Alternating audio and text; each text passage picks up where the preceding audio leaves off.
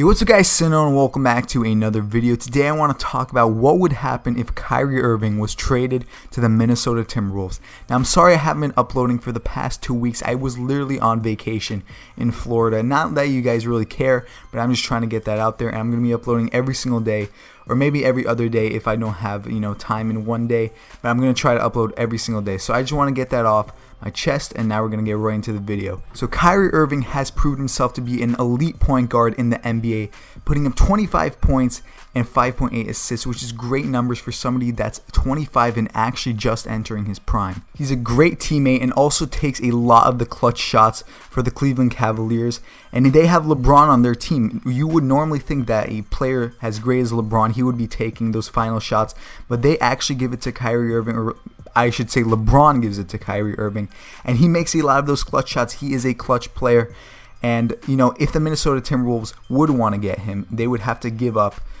some assets, some players, and so obviously first off we have to talk about what would Minnesota give up, and this is just a thought. Obviously this isn't the main point of the video, but we have to talk about it. So I'm thinking give up Andrew Wiggins, because he is a young talent. He's going to be a star in a couple of years. I truly do believe that. And the Cavaliers are low on assets, like draft picks and star potential, young star potential. So I'm saying Andrew Wiggins because he's young, and also some draft picks, maybe a couple too, or they can give up Andrew Wiggins and Jeff Teague or Taj Gibson, something like that.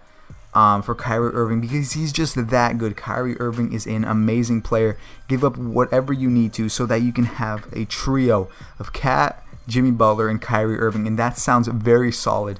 And Kyrie Irving would be putting up better numbers than he is right now. But Kyrie Irving, I feel like he is going to be the main offensive power, and that's exactly what he wants to be. And there's obviously still gonna have Cat and Jimmy Butler, so that already is an amazing trio, and they have so many good role players like Taj Gibson and Jeff Teague, for example, and they can get more people. I think they're just one more year away. Next year I feel like they could truly compete with the Warriors. If they did get Kyrie Irving, they could get more people to free agency.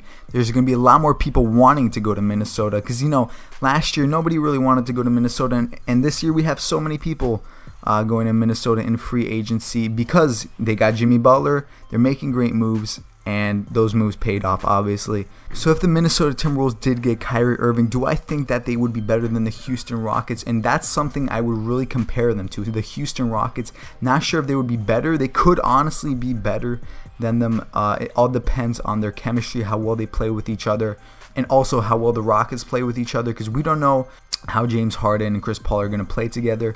We really don't know that. So I would really compare them kind of to the Rockets if they did get Kyrie Irving. Maybe honestly a little bit better, but I do think that the Rockets have better bench players. But they could truly compete with the Rockets, I feel like, in maybe like a 6-7 game series, and maybe win and then go up against the Warriors. I think they would lose probably in 5 to 6 games against the Warriors until they got that one more piece if they did have Kyrie Irving.